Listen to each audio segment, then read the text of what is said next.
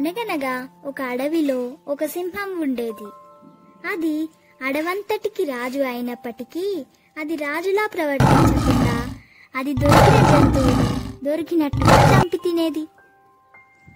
సింహం దాటికి తట్టుకోలేక జంతువులు బయటికి రావాలంటే భయపడేవి.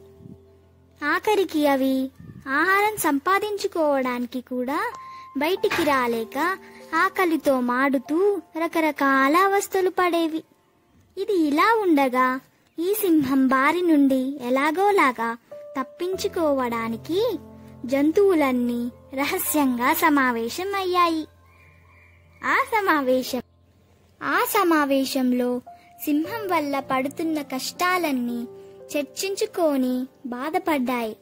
తగిన పరిష్కారం కోసం కలిసికట్టుగా ఆలోచించాయి. చివరకు ఒక తోడేలు మిగతా జంతువులతో ఇలా అంది, నాకు ఒక ఆలోచన వచ్చింది. మనం సింహం బారిన పడి అందరం చచ్చే కంటే ఇకపై రోజూ ఒకరం సింహం దగ్గరకు వెళ్లి దానికి ఆహారం అవుదాం. అప్పుడు అది దానికి ఇష్టం వచ్చినట్లు అడవిలో పడి మనందర్నీ చంపదు. ఇకపై మన వంతు వచ్చే వరకైనా హాయిగా బ్రతకొచ్చు. సింహం ఎప్పుడెప్పుడు వస్తుందా, మనపై ఎప్పుడెప్పుడు దాడి చేస్తుందా అనే భయం మనకి ఉండదు. తోడేలు మాటలకు జంతువులన్నీ ఒప్పుకున్నాయి. జంతువులన్నీ కలిసి తీసుకున్న నిర్ణయాన్ని తోడేలు స్వయంగా వెళ్లి సింహానికి విన్నవించింది.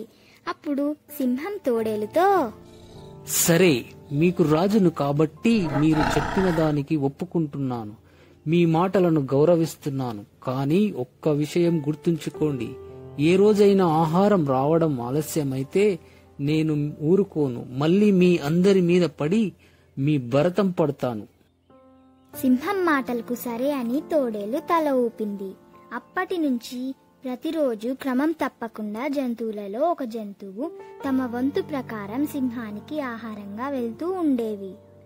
సింహం హాయిగా తమ వద్దకు వచ్చిన జంతువులను చంపి తన ఆకలి తీర్చుకునేది. ఇది ఇలా ఉండగా ఒకరోజు సింహానికి ఆహారంగా వెళ్లాల్సిన వంతు కుందేలుది వచ్చింది. ఆ కుందేలు చాలా తెలివైనది. దానికి సింహానికి ఆహారంగా వెళ్ళడం ఇష్టం లేదు. అంతేకాక అడవిలో తమ తోటి జంతువులను అన్యాయంగా పొట్టన పెట్టుకుంటున్న సింహాన్ని మట్టు పెట్టాలని గట్టిగా అనుకుంది. ఒక మంచి ఉపాయం ఆలోచించింది. నెమ్మదిగా సింహం గుహకు చేరుకుంది కుందేలు. అప్పటికే ఆలస్యం కావడంతో సింహం చాలా కోపంగా ఉంది.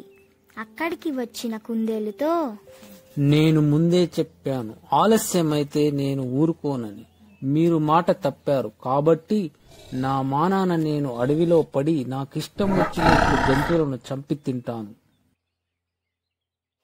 క్షమించండి మహారాజా, తప్పు జరిగిపోయింది. అయితే దానికి ఒక కారణం ఉంది, అది చెప్తాను వినండి. ఆ తర్వాత నన్ను మీరు చంపి తినండి అని శాంతంగా చెప్పింది. అదేంటో తొందరగా చెప్పండి అని గర్జించింది సింహం. అప్పుడు కుందేలు, మహారాజా, నేను మీ దగ్గరకు వస్తూ ఉంటే దారి మధ్యలో నాకు ఒక సింహం అడ్డుపడింది, నన్ను చంపబోయింది. నేను మీ గురించి ఆ సింహానికి చాలా గొప్పగా చెప్పాను. అప్పుడు ఆ సింహం మీ గురించి చాలా నీచంగా మాట్లాడింది. అప్పుడు నేను గట్టిగా, నువ్వు మా అడవికి చెందిన దానివి కాదు, అలా మా రాజుగారి గురించి మర్యాద లేకుండా మాట్లాడకు అని అన్నాను. అప్పుడు ఆ సింహం నా మీదకు దూకి నన్ను చంపబోయింది. నన్ను చంపినట్లు మా రాజుకు తెలిస్తే నిన్ను ప్రాణాలతో వదలడు అని హెచ్చరించాను. అందుకు ఆ సింహం, మీ రాజు నన్నేం చేయగలడు? నేను ఎన్నో ఏనుగులను నా పంజాతో కొట్టి చంపాను.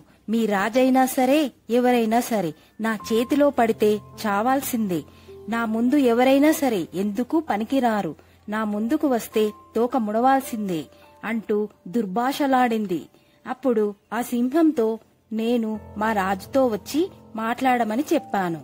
అప్పుడు ఆ సింహం పొగరుగా, నేను రావడమేంటి, నేను ఇక్కడే ఉంటాను, మీ రాజుకు దమ్ముంటే ఇక్కడికే రమ్మను అంటూ నన్ను గదమాయించింది మహారాజా. అందుకే ఆలస్యమయ్యింది. సింహం కోపంతో ఊగిపోయి, పద ఇప్పుడే వెళ్దాం, దాని అంతు చూసేస్తాను అంటూ బయలుదేరింది. పదండి మహారాజా. అంటూ కుందేలు సింహాన్ని అడవి మధ్యలో ఉన్న పాతబడ్డ బావి దగ్గరికి తీసుకెళ్ళింది. మహారాజా, దాని లోపల చూడండి, అక్కడ మీ రాక కోసం ఎదురు చూస్తూ కూర్చుంది. మీరు దానికి గట్టిగా బుద్ధి చెప్పండి. వెంటనే కోపంతో ఊగిపోతూ సింహం బావిలోకి తొంగి చూసి పెద్దగా గాండ్రించింది. అప్పుడు అటు నుంచి మరో సింహం తిరిగి గాండ్రిస్తూ కనిపించింది. అప్పుడు కుందేలు, చూసారా దాని పొగరు మిమ్మల్ని ఎలా దబాయిస్తుందో అని రెచ్చగొట్టింది. వెంటనే సింహం ఏమీ ఆలోచించకుండా ఆవేశంతో బావిలోకి ఒక దూకు దూకింది. బావిలో ఎవరూ లేరు, ఏమీ లేదు. అప్పుడు లోతైన బావి నుండి బయటకు రాలేక అక్కడ గిలగిలాలాడుతూ మరణించింది.